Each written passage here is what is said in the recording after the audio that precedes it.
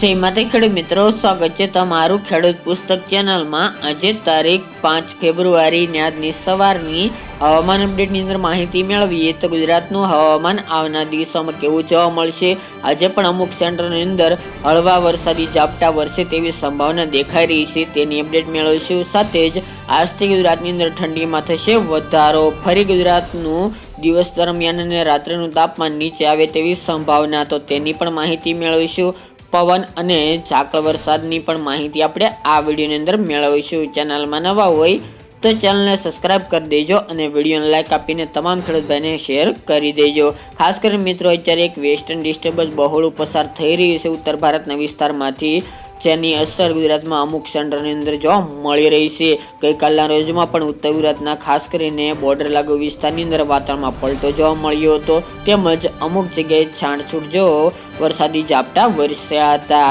આજે પણ ગુજરાતના અમુક સેન્ટરની અંદર જે ઉત્તર ગુજરાત બોર્ડર લાગુ વિસ્તાર છે તેની સાથે કચ્છના પણ ખાસ કરીને મોટાભાગના સેન્ટરની અંદર વાતાવરણમાં પલટો જોવા મળશે, તેમજ અમુક સેન્ટરની અંદર છાંટછૂટ જેવો વરસાદી માહોલ ઝાપટા પડે તેવી સંભાવના આજે પણ દિવસ દરમિયાન જોવા મળી રહી છે। અત્યારે જે વેસ્ટર્ન ડિસ્ટર્બન્સ બહોળું એટલે કે મજબૂત પસાર થઈ રહ્યું છે, જેના કારણે ઉત્તર ભારતના વિસ્તારની અંદર ભારે હિમવર્ષા પણ થઈ રહી છે, સાથે વરસાદની પણ આગાહી હવામાન વિભાગે કરી છે।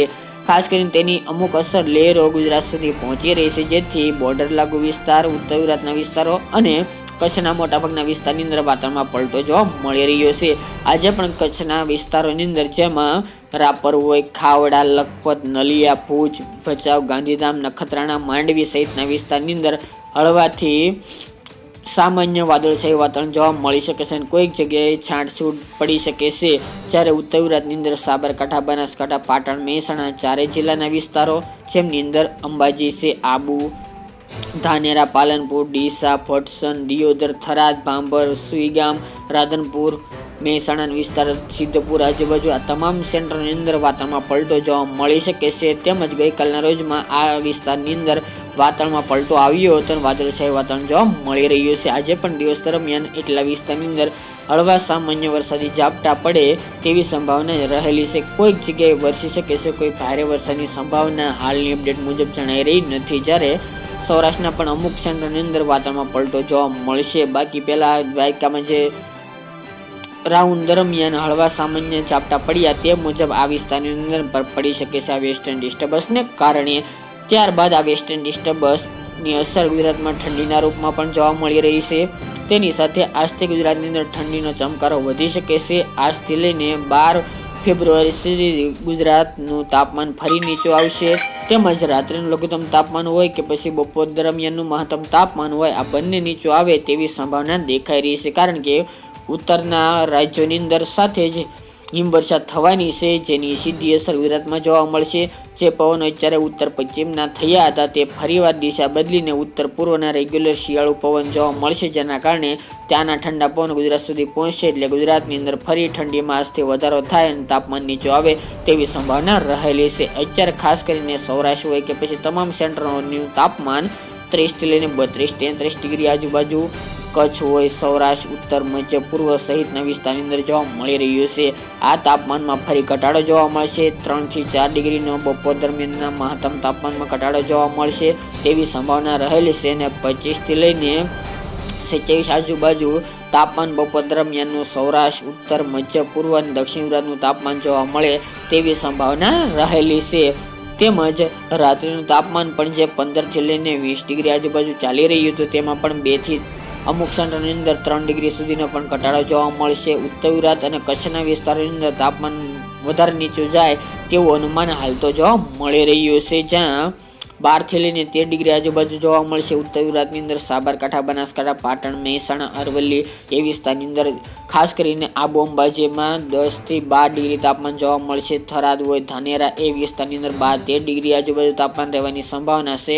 કચ્છમાં પણ મોટાભાગના વિસ્તારો જેમાં નલિયા હોય, ભુજ, ભચાઉ, ધોળાવીરા, અડેસર એ તમામ વિસ્તારની અંદર પણ તાપમાન 10 થી લઈને 13-14 ડિગ્રી આજુબાજુ નીચું આવે તેવી સંભાવના છે। સૌરાષ્ટ્રનું તાપમાન પણ બહુ ઝાઝો ફરક નહીં જોવા મળે, પરંતુ 14 થી લઈને 17 ડિગ્રી વચ્ચે ચાલે તેવી સંભાવના છે। દાહોદ, ગોધરા એ વિસ્તારની અંદર 14 થી લઈને 16 ડિગ્રી તાપમાન, અમદાવાદ, ગાંધીનગર, ખેડામાં 14 થી લઈને 16 ડિગ્રી તાપમાન જોવા મળશે અને દક્ષિણ ગુજરાતની અંદર રાત્રિનું તાપમાન 15 થી લઈને 20 ડિગ્રી વચ્ચે ચાલે તેવી હાલ તો સંભાવના રહેલી છે.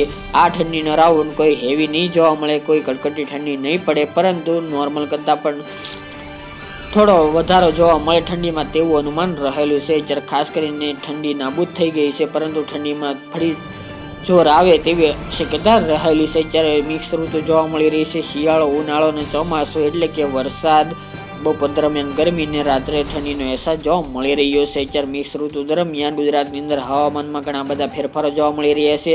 હવે back to back western disturbance પસાર થવાના છે, જેની સીધી અસર ગુજરાતમાં જોવા મળશે. એટલે આ ફેબ્રુઆરી ખાસ કરીને 13 તારીખ સુધી ગુજરાતમાં ઠંડીનો ચમકારો જોવા મળે તેવી સંભાવના રહેલી છે. લાઈવ તમે જોઈ રહ્યા છો તે પ્રમાણે સૌથી નીચું તાપમાન આબુ, અંબાજી સહિતના વિસ્તારની અંદર 10 થી 12 ડિગ્રી વચ્ચે જોવા મળશે આવનારા 5-6 દિવસ તેવી સંભાવના રહેલી છે. કચ્છમાં પણ નોર્મલ તાપમાન જોવા મળી શકે છે તેવી સંભાવના હાલની અપડેટ મુજબ જોવા મળી રહી છે.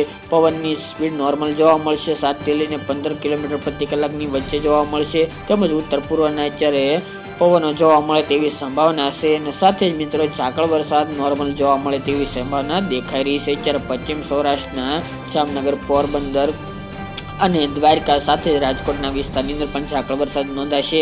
કચ્છના તમામ વિસ્તારો અને ઉત્તર ગુજરાતના સાબરકાંઠા, બનાસકાંઠા અને મહેસાણા અને પાટણ એટલા જિલ્લાની અંદર વહેલી સવારે ઝાકળ વરસાદ જોવા મળે તેવી સંભાવના રહેલી છે. પરંતુ ઝાકળ વરસાદનું પ્રમાણ નોર્મલ કરતાં નીચું હોઈ શકે છે અને અમુક સેન્ટરોની અંદર મધ્યમ ઝાકળ વરસાદ નોંધાય તેવી સંભાવના રહેલી છે.